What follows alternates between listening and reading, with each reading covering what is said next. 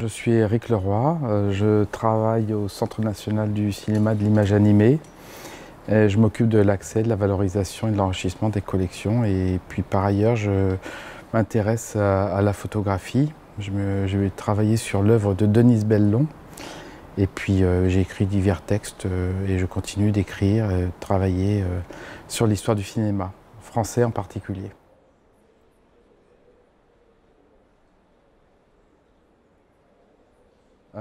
C'est un programmateur qui l'a choisi. Donc, le film a été choisi par Kees Becker, qui m'a demandé de venir présenter ce film qui s'appelle Le souvenir d'un avenir de Yannick Bellon et Chris Marker, qui date de 2001 et que j'ai été directeur de production de ce film et j'ai travaillé à la production de ce film que j'ai suivi pendant plus d'1 an.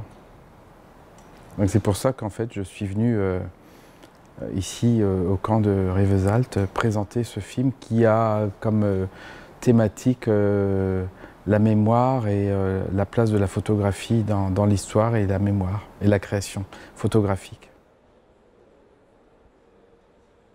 C'est par nature, de toute façon, le cinéma entretient notre mémoire. Donc le rapport entre mémoire et cinéma, c'est dès qu'un film existe, il est déjà du passé. C'est un témoignage très important pour l'histoire des cultures à travers le monde. Donc le cinéma est un des moyens qui permet de conserver l'histoire des cultures et de l'histoire avec un grand H de l'humanité.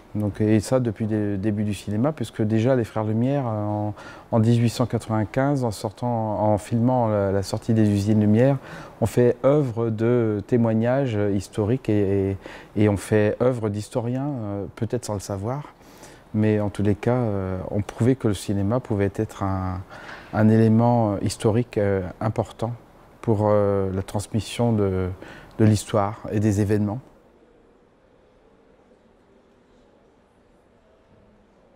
Et pour moi, il est la représentation, le camp de Rivesaltes est la représentation, au milieu d'autres mémorials, fait partie des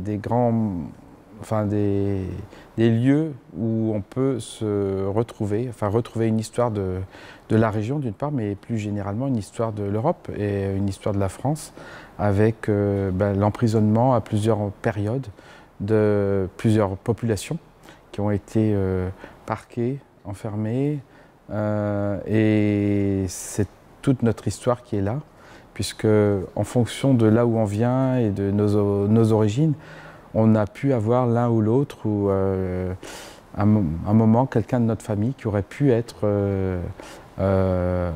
enfermé, en tous les cas mis dans l'un des camps ici. Le mémorial pour moi est très important parce que ça permet justement, le mot mémoire, ça permet grâce à l'exposition qui est ici, qu'on voit là derrière, et aux expositions temporaires, ça permet en fait de retourner vers le passé, de revivre cette tragique histoire et aussi de s'interroger soi-même sur ce qui se passe en ce moment dans l'Europe, en Europe, avec les migrants notamment. Mais c'est pour moi ici un lieu aussi de recueillement, un lieu de mémoire et un lieu d'archives, et aussi un lieu très important pour les jeunes générations, parce que ça les amène à réfléchir sur leur passé, leur propre passé. Et puis cette région ici, elle est chargée d'histoire, parce que avec la guerre civile espagnole, l'immigration espagnole ici, et puis toute une histoire aussi liée à cette région entre la France et l'Espagne, c'est important qu'on ait ce mémorial, et surtout c'est très important que rien ne s'efface. Donc le lieu lui-même, à la fois à l'extérieur, les baraques